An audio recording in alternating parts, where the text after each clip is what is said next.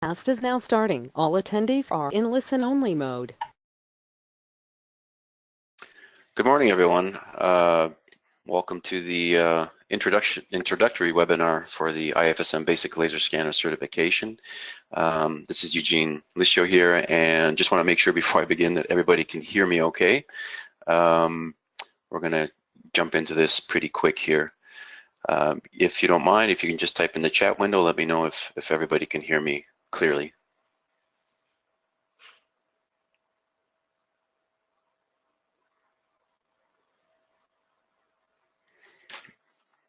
Let's see.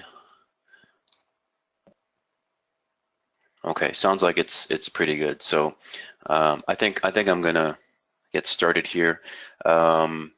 I've got Christopher Kircheval with me on the line, and Jason Keller is also listening in here. They're both going to be instructors on this course as well. And Christopher is hooked up, so he can jump in and speak. Jason is on the line listening, but he probably won't be speaking, but he will be listening, and he'll chime in as necessary. So let's get started here. Really, this webinar is about soliciting feedback and sort of an initial presentation on the laser scanner certification course that we have.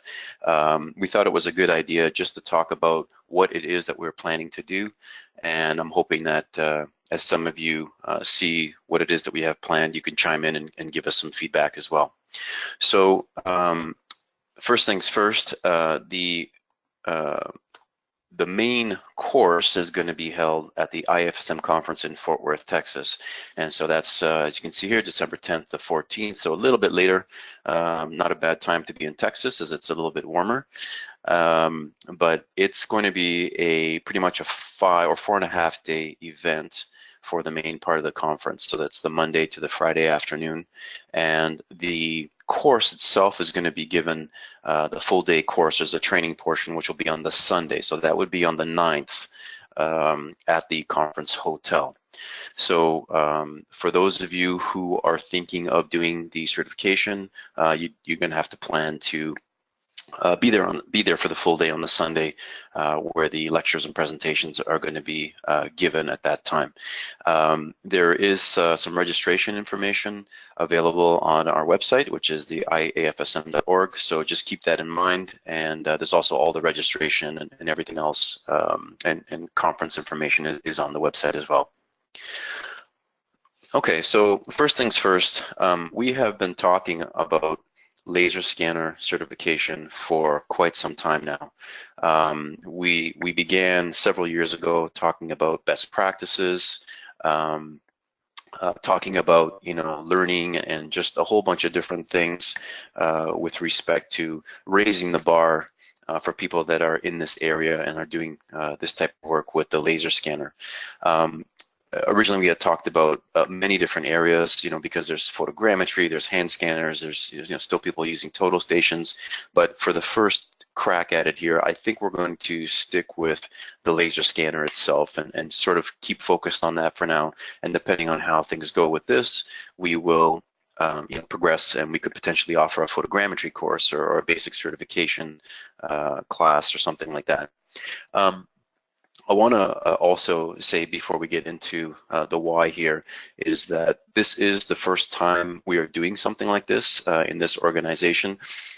So, our goals at this point are really about making sure that people walk out of this certification course with a fundamental understanding of what laser scanning is, how it can be applied, how it's working in practice, use at trial, admissibility, and then also some hands-on, practice using different software and understanding the concepts. And that's really what it's about. We've had some input from other people asking, if we could have this course, certified by other agencies, or if we could do a whole bunch of other things. And I think that if this were to grow to that level, I think that would be great. At the moment, this is going to be just an IAFSM delivered course. with the intent of, like I said, just providing good education. And if in the future there's an opportunity to grow it or to do something bigger, then that's always there. So why? Well, there's obviously a number of different users of different laser scanners, manufacturers and software and things like that. And so what we want to do is just provide a foundation in the laser scanner technology and how it's used in forensics. Some people do very specific tasks with the laser scanner. They may document and then just provide a drawing, or maybe document and provide like a panoramic virtual tour or things like that. But there's a lot more to it than meets the eye in many cases. And so we want to be able to present some of those things. We want to cover metrology concepts, so understanding things like the accuracy and precision of the scanner, how we can test for those types of things. We also want to cover things in the hardware and the software. And here I have a point here that says it's hardware and software agnostic. So just to be clear, we're interested in the general concepts. Many of the scanners operate on the same principle. Many of the software packages have many of the same features. And those are the concepts that we want to get across.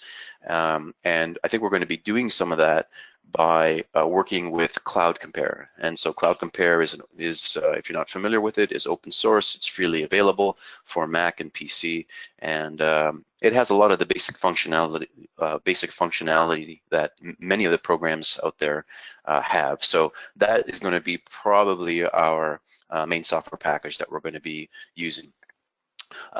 We also want to present this during the course. There's going to be some material presented on cases and admissibility, where the scanners have been used and how they've been used, right? How they've been presented, and so what people's experiences have been at trial. We have a number of users now who have testified, who have brought the laser scanner into court. So we have a lot of opportunity there to learn from some of the people who have that experience. So we want to make sure that everybody sort of gets some of that in the course as well.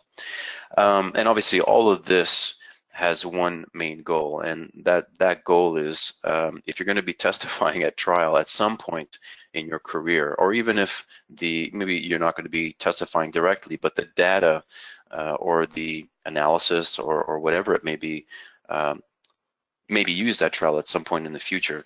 We want to make sure that it gives credibility for everybody who's doing who's doing this type of work. And so those things are the basic factors of why we're going to have the course and some of the content as well. Now, how will the certification be done, or how we're going to work this? Well, we had thought about this a little bit, and if at the conference we're sort of limited with how much time we have, and 8 hours maybe sounds like a lot, but when you're delivering this content and working on exercises, 8 hours is gonna fly by, I'm pretty sure. So we are going to be offering a number of webinars prior to the actual day, and so I'll talk about that in a second on some other slides, but there's going to be 3 in particular which are currently scheduled for over the next couple of months or so. And so those who were part of the certification course would have to review these things. Those materials that are on the webinar would be I'll say testable material. So it's stuff that you have to be aware of and know. There's also going to be like literature, so we are going to be referencing papers, articles, and case studies, and that would be probably part of the class, and there may even be some reading and some work that has to be done on the student's own time, and of course the class lectures. And so again, I'm saying December 9th. This is at the conference itself on the Sunday. And that will be just traditional instructor-led training lectures, and you can see also practical exercises. So a key point here is that if you have a laptop that's going to be required for the course, Cloud Compare does come in Mac and PC versions, so hopefully that won't be a problem for many people.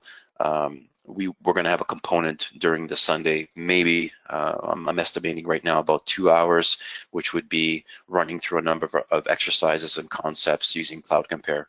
And so there's going to be some hands-on as well. It's not just listening the whole day, but you actually have to do something and produce something as part of the course. As many of you know, or those of you who have attended the conference before, we do workshops. And so this year is kind of special because we have an extra day. And when I say an extra day, I mean an extra day of workshops.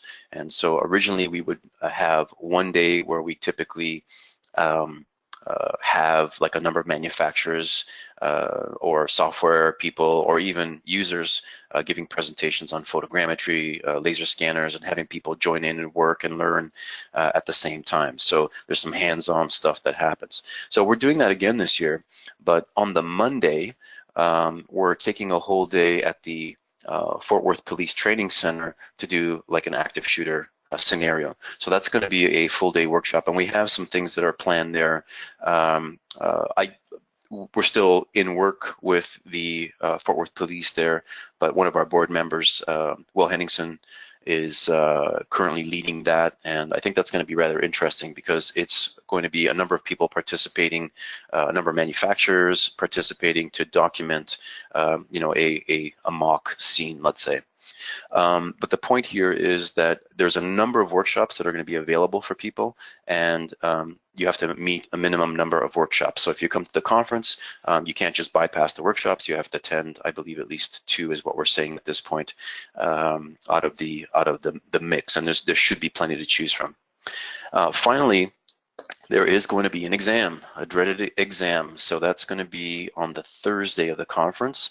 And what we're looking at is doing that on the afternoon of maybe finishing a little bit early for people who are going to be writing this. So this would maybe the conference would end at about 3 or 4, and we're anticipating an exam which would be a couple of hours. So those would be the basic requirements for people who wanted to attend, and yeah, there may be a few little changes here and there. Again, keep in mind this is still some of these things are still in flux as the material is being developed, and we get some new ideas. So yeah, that's more or less the mechanism by which we're going to be delivering the certification. Now, the webinars, I mentioned that they're webinars, and this is currently what we have planned. So the introductory one here is going to be posted soon, but all the webinars will be posted. So this introductory one is going to be open and available to everyone that would be interested, but the others would be available only to people who are enrolled into the certification course. So you attend the the webinar live with the instructor, although some may be pre-recorded. So we may actually record some of these and then present them, you know, on demand type of thing. And but I think we are going to have a venue where, you know, one of the instructors or the people giving the webinar would be available for questions. So the next one that we have planned is October 12th, if I'm not mistaken, from Christopher Kirchwell, and that one is going to be on forensic mapping and surveying. So we're going to be covering some of the just some of the fundamental concepts and some historical things there, some best practices as to, you know, surveying and forensic mapping and where this sort of all originated from. So let me just make sure the date. Yeah, October 12th looks correct to me.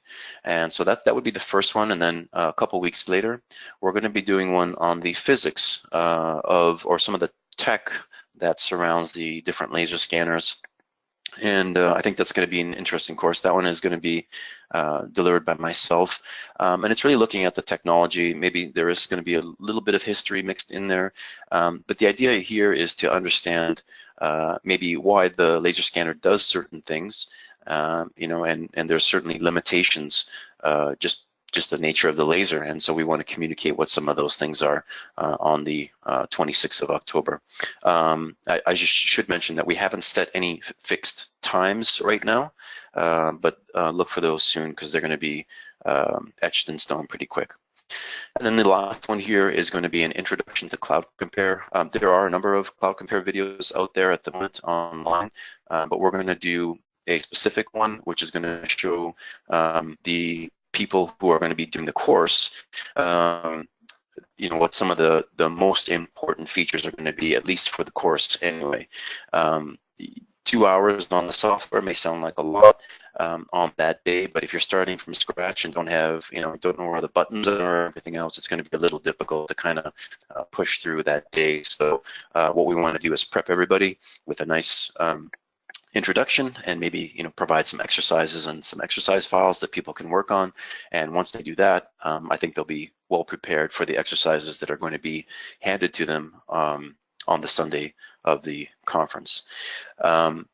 Going into a little bit more detail here, Chris, if you're online, I don't know if you want to discuss, you're going to be doing the first webinar, so maybe you want to, and it's only a couple weeks away or so, well, maybe a little bit further, but you want to say a word maybe about some of the things you're going to be covering? Sure. So for forensic mapping and surveying, I'm going to be covering the brief history of surveying, where it originated from, and sort of what it all entails today, as well as the equipment that's commonly used by surveyors in the field, touching on total stations, GPS equipment, as well as now laser scanners, a little bit on photogrammetry and how it's used to tie into the surveying world, and the three most basic and important principles and how they're going to apply to forensic mapping are going to be reference, repeatability, and range. And everything that's going to be covered in the equipment side is all going to be able to be tied back to one or all of those three key topics.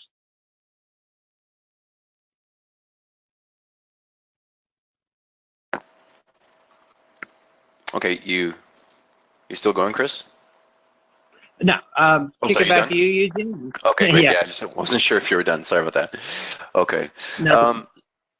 Yeah, so that would be that's the first webinar, and on the next webinar, well, I'm calling it the physics of light because I think there's a lot that needs to be understood about the light, and if you understand the behavior of what light is doing, then you can often understand what some of the effects of the scanner are. So things like, what happens when, you go off the edge of a sharp surface, what happens when it hits water, what happens when you're scanning and you happen to go through glass. All those kinds of things can all be attributed to the behavior of light. And so I think there needs to be a fundamental understanding of things like just electromagnetic radiation, spectrum of light. We definitely want to touch on the concept of LiDAR and lasers and how those obviously play a huge role, and covering time of flight and phase shift. So the two technologies that are typically employed in the types of laser scanners that we normally see. Different manufacturers have different technologies, and there are other things there that they do, which we may cover, and these may be really specific things that maybe some manufacturers do, but we don't want to get too deep into some of this stuff because I think it ends up being highly technical, and maybe better for some of the other engineering experts.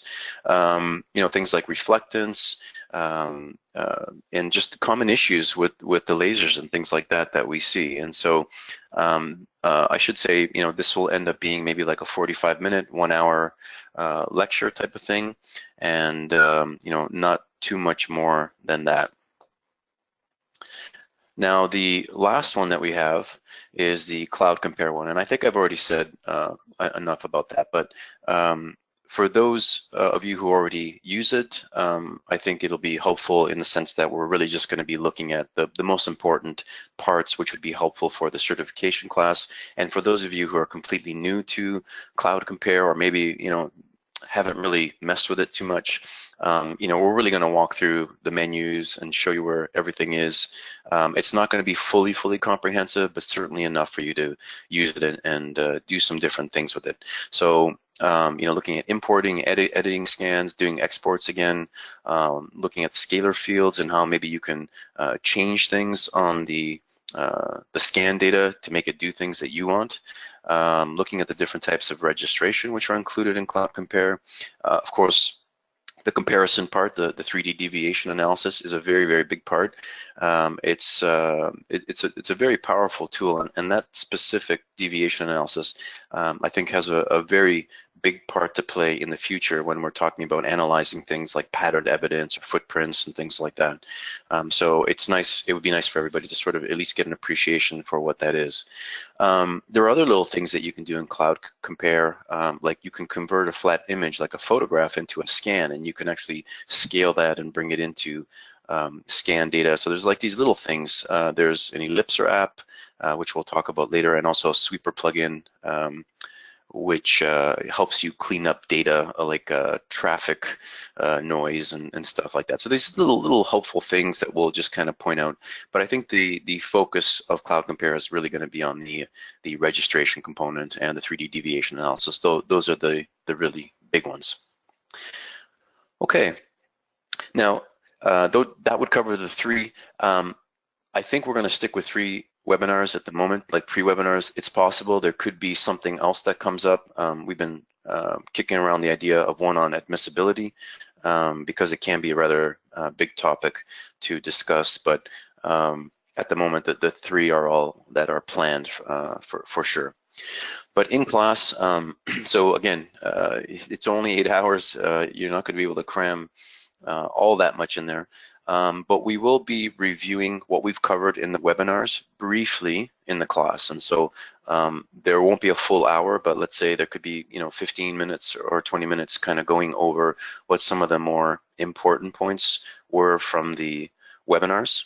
And of course, the laser scanning technology, and some of the history and the surveying principles that Christopher was pointing out, and other things too. So we want to make sure that people understand what the applications are. Like, so I've got this data. What can I do with it? What are the opportunities? What are the different ways in which I can apply this to different areas, whether it's for crash or for crime, bullet trajectories, bloodstains, whatever it might be. Hardware and software. So we do want to touch on some of the different manufacturers and some of the different software developers so that people know, excuse me, what's out there and what is available.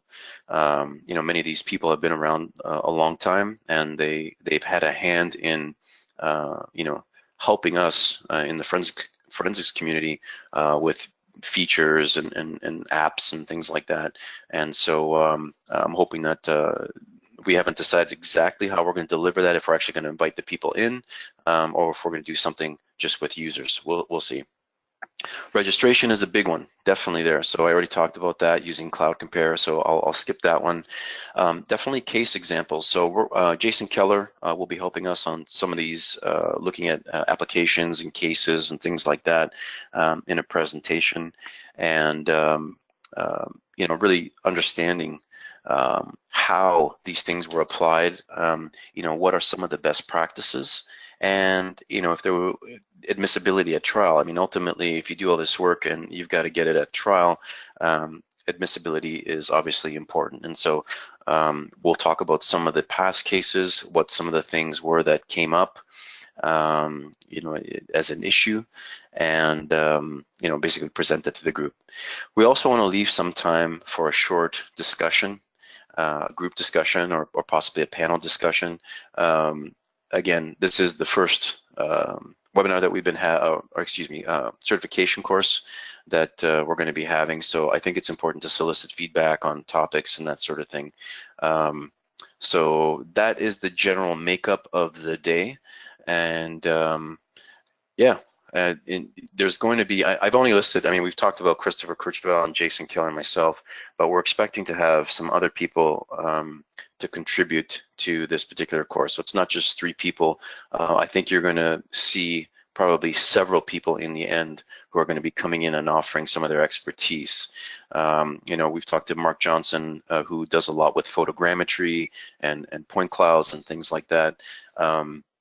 So we're hoping that he can come in and give some of the give us some information on the cases that he's done. I know he's worked on several civil cases, and he does some excellent work. So I think we can learn from him. Dave Foster, who has a lot of experience with crash reconstruction, and having more instructors from around the globe is going to give us some diversity and different perspectives. So yeah, even though you've seen 3 names here today, you're probably going to expect several more to attend and to deliver some information. The workshops, so there was a requirement to attend 2 for the people who are going to be on this thing. The active shooter is the main workshop, but we're going to have Pharaoh, Leica, Regal. There's a number of people that are going to be there. You're probably going to attend 3 or 4 if you can that day. So there's plenty to choose from, and I don't think that's really going to be an issue. But just keep in mind that the minimum is 2, and we'll probably have a mechanism to register people who are in the course to ensure that everybody has attended and successfully completed the workshops. The exam, so that is going to be delivered on Thursday, December 13th. As I said, it would be around 3 or 4 o'clock in the afternoon after the main presentations would be done. There will be materials that will be handed out. Obviously, the webinars will be available for review, and along the way, we're probably going to be making some reading material available, some slides from the presentations. There should be some documentation given on the Sunday of the conference as well, so people will have something that they can use to review and prepare for the exam, including exercise files and things like that. We're thinking it's going to be about 2 hours, or at least there would be 2 hours available to complete the exam, and this would be online. It would be something you fill out online, so it automates some of the questions anyway, not all, but some. So a laptop is required. So if there is an issue with getting a laptop, then just let us know, and we'll see what we can do about trying to have some extras at the conference. I think we're going to try and do our best to make some available so that people don't get left out. Multiple choice for sure on theory and maybe some of the cases and true and false plus short answer questions. And so some of these are going to be written, or you'll be typing out a response, and the instructors will actually have to go in, and it's not going to be all automated. Some of us will have to go in and actually check it. Some calculations. So we are going to be covering a little bit of math on how to calculate certain things in 3D. So if you have your computer, I think you've got your calculator there, so you should be okay on that one. It won't be too intensive, but at least some basic things, which I think would be necessary to know, or at least good to know. Cloud compare exercises, so there may be some files that are handed out, and you'll have to work with those files and do some things there. That will be a component of the exam, and topics, best practices, admissibility, the technology, basically anything that has been presented on the webinars, in the workshops, or delivered in on the Sunday, I think is fair game pretty much. There is a minimum mark to pass, so it's going to be 70% mark. And the certification will be good for 3 years. So if you get the certification from the date of when you get your certification, it will be good for 3 years. And then at that point, we'll have to think about having a recertification program if things go well. The other thing that we've put down here, this is not a firm requirement, but it's something that we like to raise, and that is to at least have some scanning experience. So if you're using it at work or in some other capacity, that there is at least maybe a few months or 6 months of scanning experience that somebody can attest to. Just attending the course and passing it doesn't mean that all of a sudden that you are an expert. Part of this is experience, and that's something that we can't really do or provide. That's something that has to happen on the job or with time. So that's the basic. That's sort of the basic outline of the exam, and that is pretty much it in terms of the presentation and for what we're trying to do and what we're trying to deliver.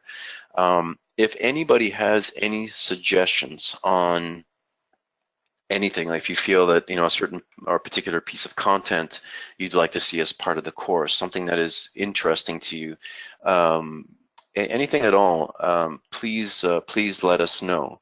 you can email myself or Kathy at info@ifsm.org. But I'm available right now for a few questions. If people want to type in anything in the chat window, I'm willing to answer anything. Now, just so you know, the registration is online, and I believe the fee is, Kathy, correct me if I'm wrong, but I believe it's $250. So that will be an additional fee to the conference, and that is available on the website, I'm pretty sure. So I don't see any questions or anything else here at this point, but and I don't want to take up any more time if I don't need to. It's Actually, 11:30. I'm sorry, it's Kathy. Can I interrupt? Yep. There were a couple questions that came in the question box. Okay. I'll go ahead and read them to you. What is the actual name of the certification, and what do you see it as being used for and giving credibility to? This came at the very beginning of the presentation, so I think you answered a lot of that questions, but do you want to touch on it for just a second? Yeah, sure. In terms of the actual name, it's going to be a basic laser scanner certification. We kept it as basic because we didn't want it to be, it's really what it is. It's really providing a foundation for the work that many of us are doing. And, you know, we're not trying to say that you're an expert or that you're, you know, all of a sudden qualified to do all kinds of things. We want to start at the, you know, at the basic level, and so that's why it's called basic laser scanner. We could potentially, I'm open, you know, if we could do like a basic forensic laser scanner, because I think a lot of the topics we're going to be dealing with are going to be related to forensics, which is fine. But that's the main, or the focus is really on basic laser scanning. And sorry, the second question was what? The second part of that, Kathy? Part of that was giving credibility to. What is this being used for and giving credibility to? Yeah, okay. I think I may have touched on that, and really it was just often when we get to trial, you know, people want to know, well, have you been trained? Are there any organizations that offer some kind of certification? And it's always helpful to have this sort of thing, you know, under your belt. And in any other area of forensics, if it's fingerprints, if it's footprints, if it's video, if it's you know, anything, there's always some kind of, you know, certification or at least some training that's available.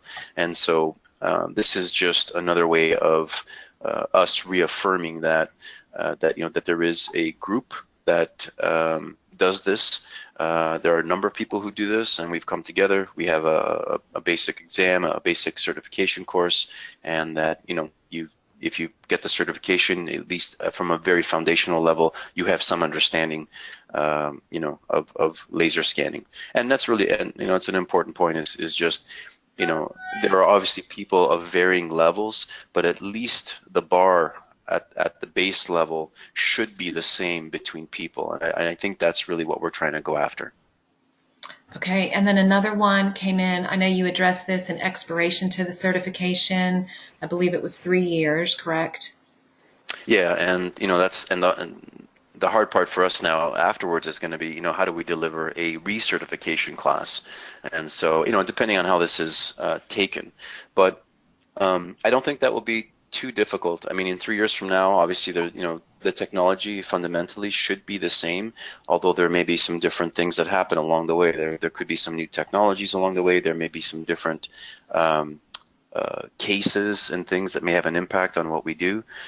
So, you know, we just need to ensure that we address what those things are, what that gap is from, you know, from today until, you know, 3 years from now or whatever. And you never know. There could be, maybe in 3 years we have an intermediate scanning course or something else. So yeah, that's all possible. One person asked, when is the last day they can register?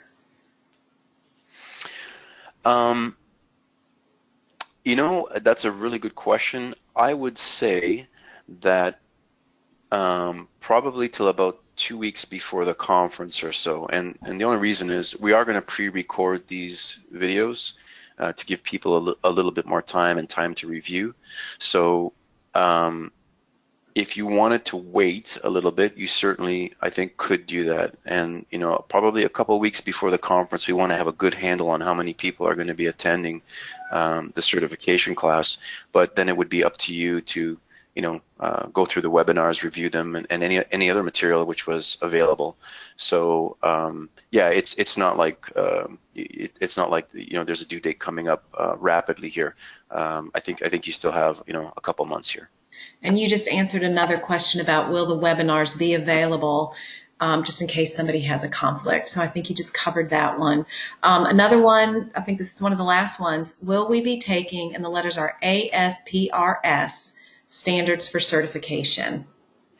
So at this point right now, we are looking at a number of different things. I've been getting been getting a few documents now that we are reviewing. So the ASPRS does have their own certification, well, mostly in photogrammetry, but also I know that they've done one for laser scanning as well. So we will be looking at those things. I know that even other organizations like the IAI have you know, different types of certification. So I think we're going to be looking at some of those requirements and possibly, you know, implementing some of those. But we are not going to be, at this point anyway, we're not going to be